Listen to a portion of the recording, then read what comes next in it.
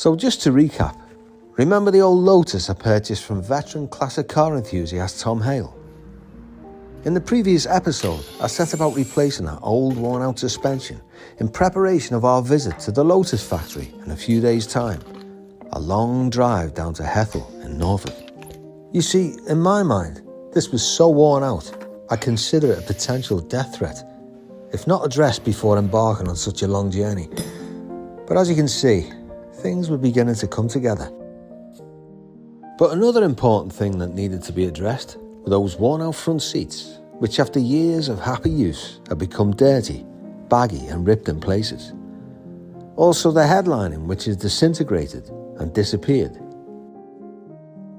And those sun-bleached door panels, which had turned from brown to green, but after playing around with a sponge and some colour match dye, these gradually came back to life as well as keeping some of the car's integrity.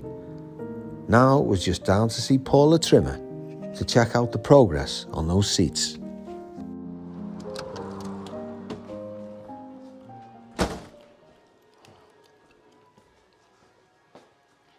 Paul?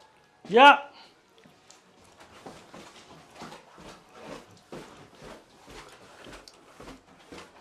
All right, got it. All done? All done. Come and have a look. See what you think.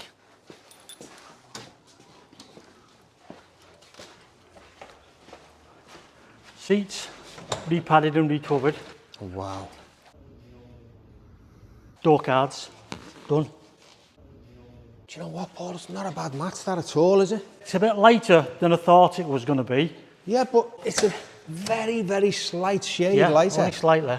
But I bet you when the seats were done originally, they were that. When I've unpicked them, you always see the proper colour, you know, underneath the joint. Yeah.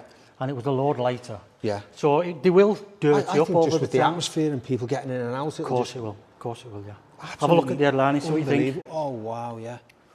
Oh, and the sun visors as well. Oh, well done. Yeah. Because they were all sagging, weren't they? Yeah.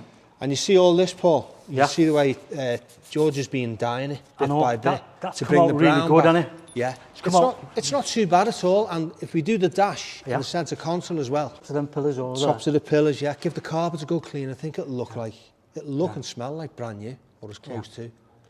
The carpets are not so bad. They're a bit flattened, like, but... Old Tom, the previous owner, he had sheets over the back seats, over carpets on, sheets everywhere, you know, so it's kept them really good. The moths haven't been able to... What have we been, car SOS, yeah? Yeah, it's all yours. Oh, nice one, Paul. Thrilled to get, mate. No problem. Thanks for doing it so quickly as well. No problem. Appreciate it. Fit you in any time. Okay, get it. Right. I'm going to carry on. Let's go and do the damage, eh? Yeah, let's go and pair.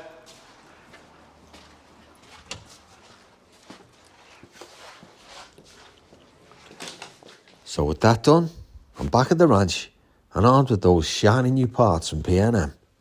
The only thing left to do now was get it all back together and get it back on the car, as time was running out.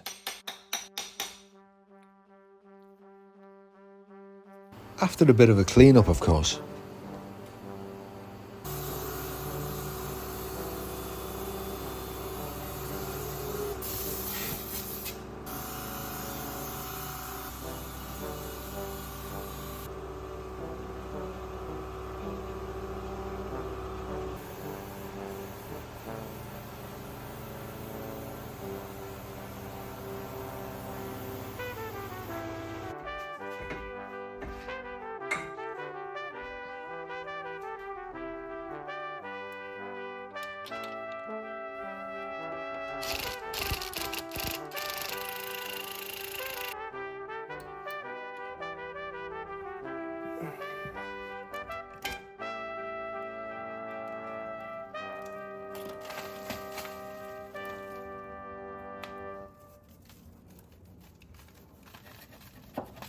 The near side spring cup was a bit rotted, so I had to make a quick repair.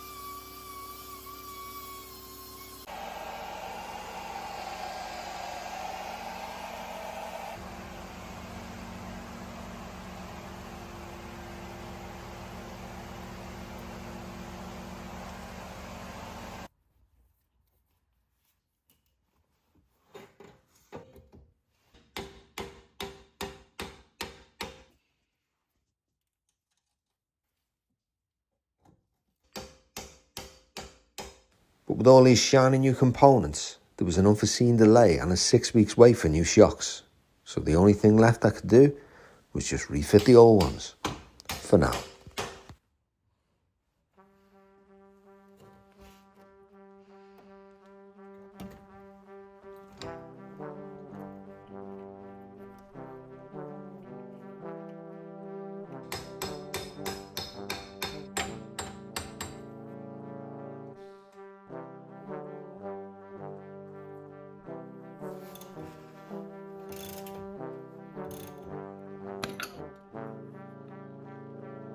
Now you'll notice here I'm having to remove the wheel, remove the centre cap, put the wheel back on and then lower it to the ground again in order to torque up the big nut.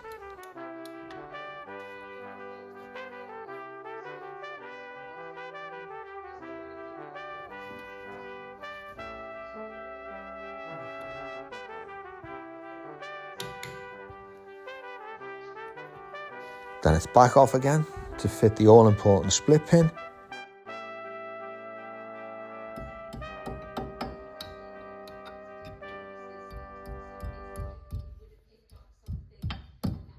Back on with the centre cap, and back on it goes. Job done.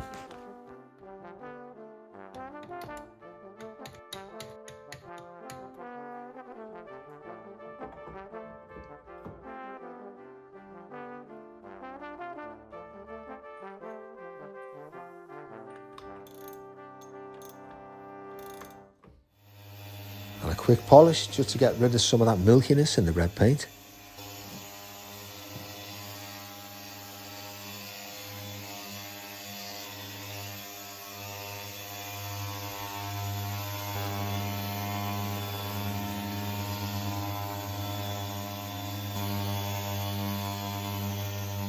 So after a quick polish and a new set of Dunlops fitted on the back, the car was ready to go.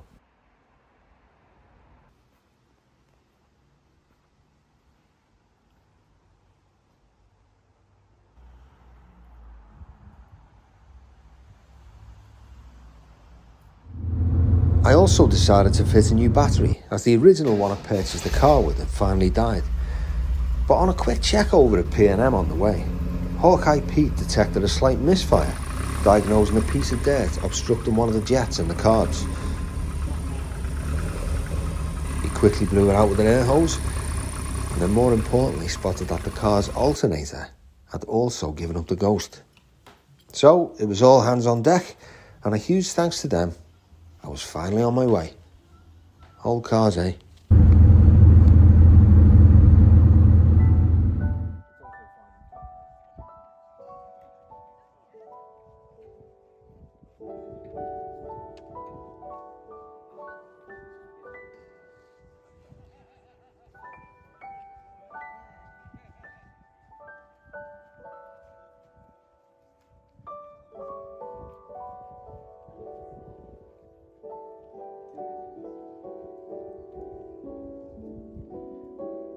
It's the stuff of legend.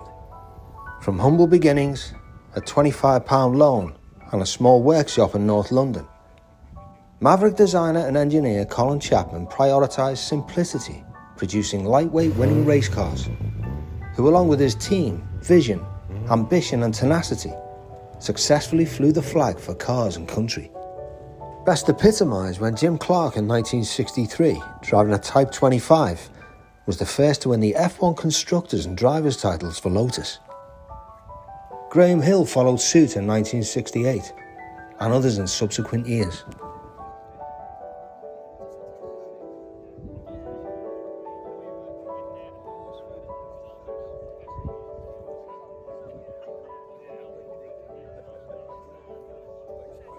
Lotus moved their home to here in Hethel, Norfolk, in 1966.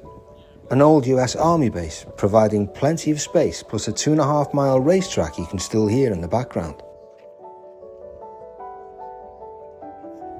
Iconic Lotus cars include the Elan, Europa, Eclat, and of course the Elite, which is why we're here to celebrate 50 years since it first rolled off the production line back in 1974.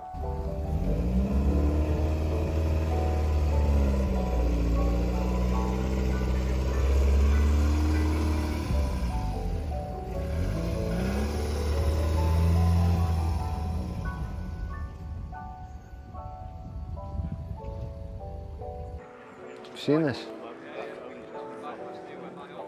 See that? That's me.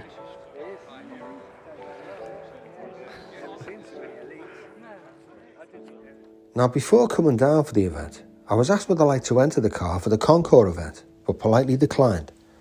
So I was not just surprised, but also honoured when the Lotus ex-workers who were judging asked me would I please reconsider. The headliner was missing, so I've had a new headliner made. Wow.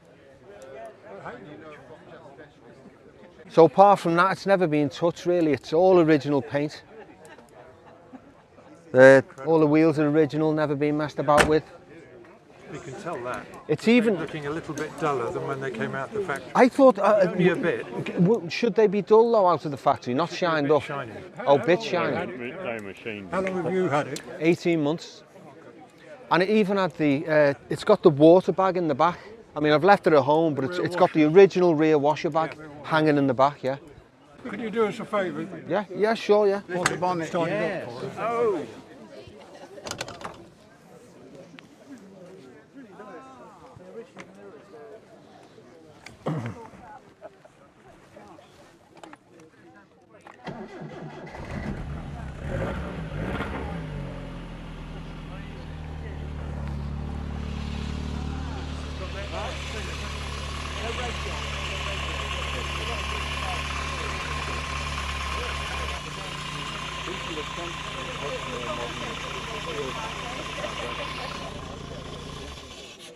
Gary, non-standard washer pump. Oh dear. I believe that's the earlier washer pump, isn't it? Is I it? was Oh, told, is that yeah, what it is? that's the earlier one. Okay, all right, you got me then. Chris would say, oh yeah, remember that? Didn't do the washer pump. Didn't do the washer pump. Oh right, because Chris did a lot of these cars. When he was a lad, didn't you? When I was a lad, Yeah. And look, the original screen washers. Those were yeah. Escort bit. very optimistic. Awful. Yes, I should think so. I know, whoever designed them. Yeah, Someone shooting. thought. Came off an escort. Oh, were they off an escort? Oh Lord. Ah, God. But I drove from Liverpool and it took nearly 6 hours because there was a lot of traffic. Oh, that's Didn't miss a beat. Yeah. It's vacuum, that's not fuel. Yeah, sorry. That's I its was just looking vacuum, at yeah. the wrong line. Yeah. So obviously there was a leak in the vacuum somewhere, but you can see them coming there. up now. Yeah. Was that a manual? Yeah, There's a little tap there. a little tap here. Allow the vacuum to. Because obviously he must have found the leak in the vacuum. They weren't popping up, so he's engineered this. But a long time, many years ago, he's done that. The vacuum system for the headlamps was a nightmare. Yeah. So that's probably a better system, but well, whatever. He also, I bought a 928 GT off him, and there's a wooden block on the accelerator pedal because he's this big. Oh, bless him. But he was, bless him, a 5-litre Porsche 928 GT, and that was his daily driver. Wonderful. Real character, you know, lovely guy. Yeah. But this was his pride and joy, and he went up to Scotland in it with his wife and the dogs, and showed me all the photographs. How did you find it? A friend of mine's a retired GP, and he was his kind of mentor. He was a lecturer at Liverpool University, Dr. Hale, and he looked up to him and he mentored my friend when he was younger and up and coming. So he's known him for years, and he introduced me to him.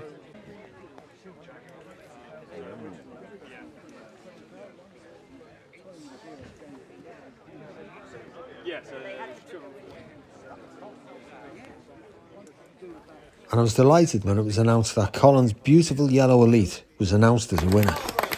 But on hearing my name called, I was completely flabbergasted. The car is quite extraordinary, and Gary was telling the story of it. It was bought new by the previous owner before Gary bought it. So it had one owner. It's the red one at the far end. It is startlingly unique because it hasn't been touched. It's done more than 230,000 miles, and it came down from Liverpool specifically for this event faultlessly. So it represents, if you like, not so much Colin's vision of how the car would look when it was new and shiny, but how you'd like to think that it would go on forever, so to speak. And Gary bought it about a year and a half ago, you know, and it's the other half of concourse business, which is that, as a famous concourse fellow, Miles Collier, says, the car is only original once, and that's when it comes out of the factory. And no matter what it is, that was its moment of originality. We can't keep the same air in the tyres, but we can keep, like that, everything else about the car as it was, and that's what we like so much. You know, and it kind of stopped us in our tracks, really. On account of which, there's a little gift for you. Gary, please come up. Come up, Gary.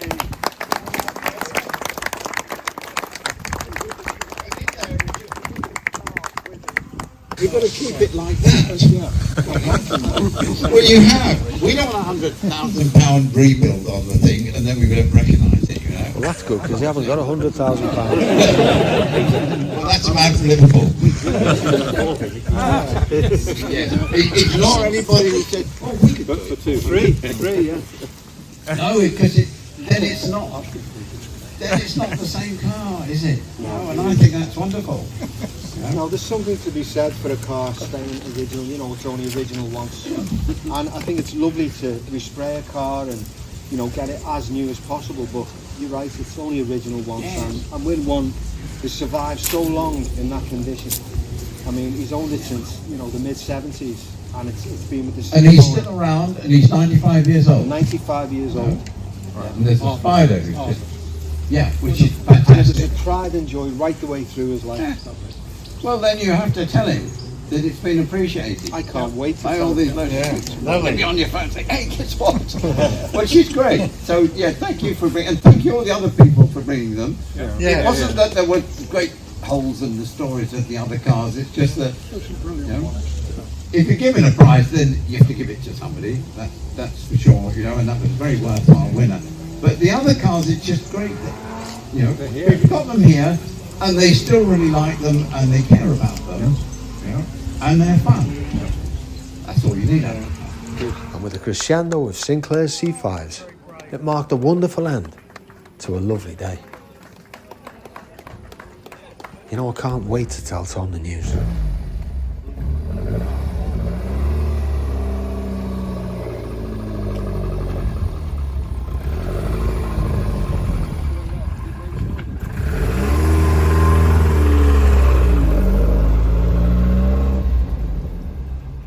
And don't forget to tune in for the Lotus next instalment, when I've finished that front suspension along with its new shocks in preparation for this year's classic motor show at the Birmingham NEC. Thank you for watching this episode of Classic Obsession. If you enjoyed it, don't forget to like and subscribe. And see you all next time.